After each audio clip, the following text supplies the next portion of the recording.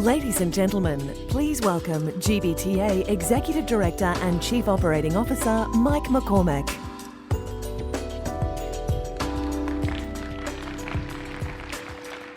Good morning. My guest today knows how firsthand how important preparation and security are in the uncertain world we all live and work in. Here to talk about risk, global competition, and many other issues facing the business travel industry is the chairman of Turkish Airlines, Mr. Ilker Ayci. Hello, everyone. How are you, man? Have a seat. Thank you. Well, I appreciate you coming today and spending some time with us. Thank you so much. It's great to be here. Thank you for having me. So we'll get right into it. And I want to start on certainly a serious topic. It's about a little over a year ago today. Yes. At the airport in Istanbul, when, of course, we had the tragic terrorism event. And first off, we recognized it last year at convention, but I want to say it again. Let's give them a round of applause for the incredible response to that tragedy. Thank you. Thank you so much. Appreciate it. Thank you. So, on a personal level, where were you when you got that call, and what was your reaction when you first got the news? First of all, I was just arrived to my home, and I got a call, and immediately I got back to the airport, and right after the incident happened, we got together, the whole team and all the stakeholders on the table, and on the field we made our research and collect all the data and feedback, and to normalize everything. And if you are in airlines business, you need to have contingency plans against to be well prepared against any kind of challenges. So we have perfect training programs to our team for any kind of incidents, during the incidents happening and after the incidents. So how we will get together and how we're going to solve it, we're training them. And thanks God that our trainings during the practice time worked very well. And then all the stakeholders got together and make our assessments. And by a very strong instinct inside of everyone there, every stakeholder there, we all understood what terrorists ask from us. To stop us, to slow down us, to change our attitude, and to scare us, to stop our activities. We responded very strongly that we're not going to stop. You cannot stop over us. We're unstoppable. They can't change our lifestyle. They can't detect our lifestyle. They can't detect us and our lives. And we are professionals, but also very dedicated people and team. And it was the moment that we decided, all of us, to open up the airport in a few hours, not a day, not a month. So we got together, and then we secured the area, we secured all the passengers, we secured our aircrafts, and we secured the airline side. And we separated the the land side, the ground side, and the airport side. And we opened up a fast track. And evacuation very successfully handled. And then we also prepared all the facilities to be ready to fly again. And then highly motivated team, and I'd like to thank to them, I'd like to appreciate all the team members, the captains, pilots, first officers, technicians, cabin crew, and our passengers. And we all have done a good job. And then we started our operation again 8 hours right after the attack. Incredible. That was a very important moment. And I'm proud of being member of this team. And then the airport normalized. And then we informed all the partners. And I'd like to thank the U.S. authorities, by the way, because during that time, during the moment, we had a very close relationship with the embassy, U.S. Embassy, and right. U.S. Consul General as well, and also TSA, Homeland Security officers. And I'd like to thank their positive and constructive approach to us to open up again the flights to the United States very soon. So I think that our close cooperation with the relevant parties and fully cooperate with them, being transparent, being cooperative, Yep. and being professional, and also strong dedication of preserving our job and our lifestyle helped us a lot. And also at the same time, our trainings and our also well also trained staff. These are all the important things that helped us to get back. After all that, a year later, now next year you're going to open the new airport. Yeah. Exciting, but did it shape or change your philosophy around duty of care? Did it change your idea or thoughts about what you want to do in the new airport? Well, I think that what is happening in the airlines industry and all around the world in terms of the security concerns, changing the business nature and the new scanning also equipments and new scanning styles and in order to increase the level of the security and safety in the business became our first job, first duty. This is our first responsibility. But the second thing is also very important, I think, in terms of the vision of the new airport, by designing it to have a smart airport, user-friendly airport, passenger-friendly airport, as well as making Istanbul a regional hub. Istanbul, along the story, is a natural hub because only in a 3-hour flight zone, you can reach 56 countries, which is a perfect, I think, location. And this geostrategic location, also you can fly very easily to Europe everywhere with the narrow-body aircrafts, and you can reach to West Africa or the East Africa. At the same time, you can reach everywhere in the Central Asia, CIS, and the Middle East very easily, as well as the Mid-Asia very easily. Right. But what we want to do is just the Turkish Airlines today flying more destinations than any other airlines in the world. So in terms of connectivity, in terms of accessibility, and in terms of the also connecting different destinations and different people to each other, we have a very strong also hub. By supporting it to overcome limit and capacity limit issue, the new airport will be one of the most important also, I think, support to our business. But at the same time, using these smart technologies in the new airport to give the best service quality to the passengers will be also another task for us. Well, you bring that up. You talk about facilities and metal is one thing, right? But the service behind it is what makes the difference. Which is so very important. talk about your service philosophy a little bit. Well, we have awarded service quality, and Turkish Airlines in the last 7 years, 6 times became the best airlines of Europe. And all around the world, we're getting new awards as well because of our service quality. And first and foremost, the Turkish people's natural characteristics is the hospitality. If you're in a hospitality business, if this is your culture's part of it, natural part of it, it's one of the strengths of you to bring that also to your business and combine it with the also professionalism, combine it also to strong dedication and passion.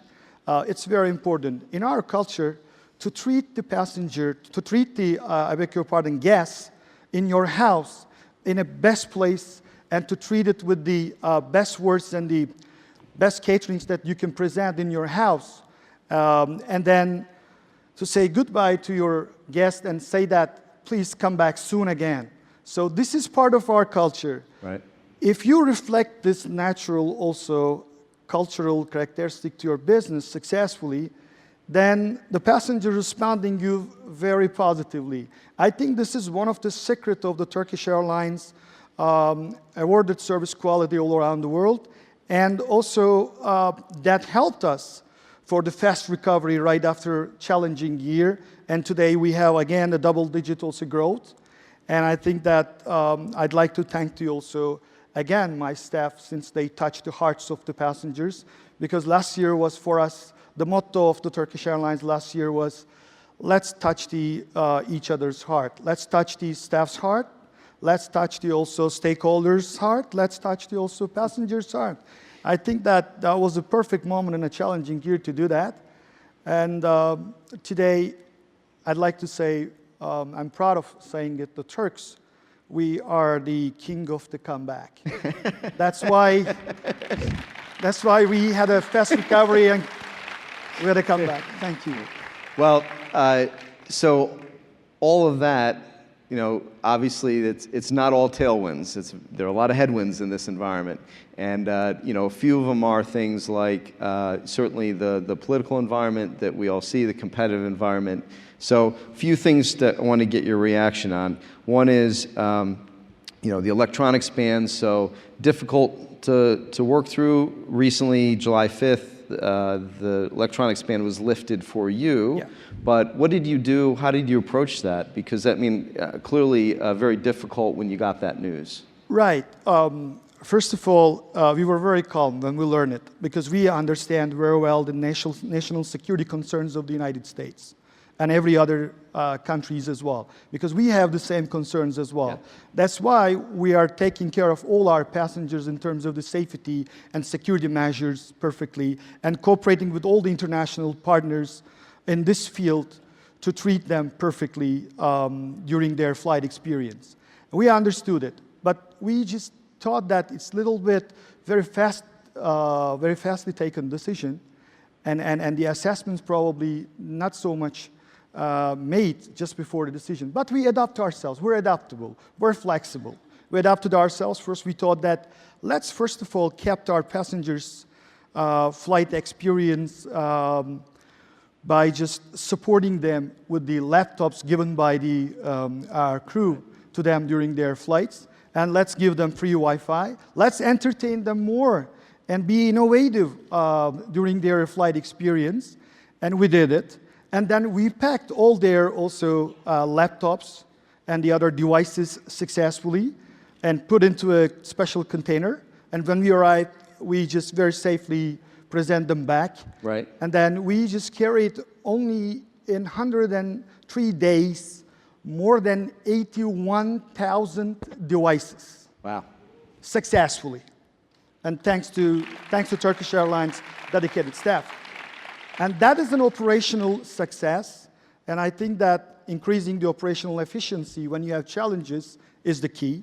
So we did it. So right after the computer banning just eliminated, and I'd like to thank the US authorities during the banning and after their strong cooperation and strong professional skills and their support to us and Homeland Security and TSA and again, Foreign Affairs Ministry of the United States and also our government.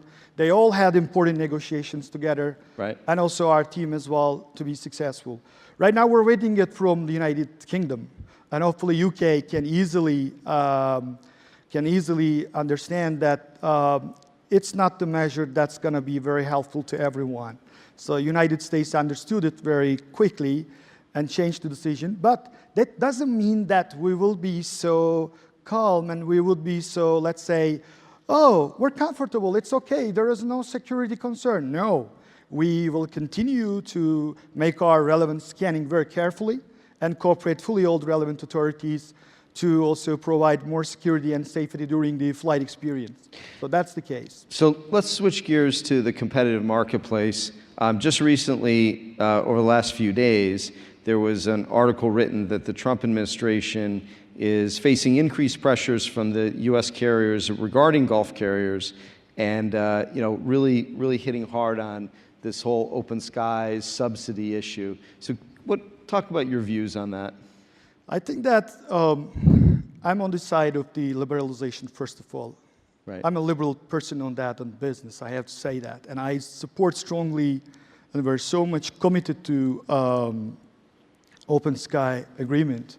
And I think that open sky means that we'll give opportunity to every company to compete and also to cooperate if they want with each other all around the world successfully. And then this will help the growth of the world economy as well as the national economies and the sectorally that will help all the stakeholders, not only the airlines, but also out of the airlines, there's a huge world that we're cooperating with. So that will help to create new jobs and growth. So this was the challenge, remember, 2008 and 2009 crisis. Right. And what challenges we faced with. So protectionism, some things in the Middle East, some things in Europe right now, the protectionism is also another risk for every industry, but particularly for tourism, for transportation business, for airlines business, for hospitality business. So that's why I think that I strongly recommend every company managers, every company leaders, don't afraid of competition and try to compete and try to also improve your skills. Always the market will respond to you positively.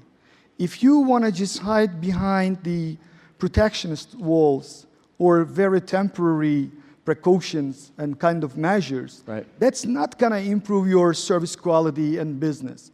But if you just go to the market, either cooperate or compete with the others, that will help you to learn how to navigate during that challenges successfully as a successful company and as a successful service provider. I think that is the case. But do you receive subsidies? That's the argument. Does Turkish Airlines receive subsidies that make it unfair competition?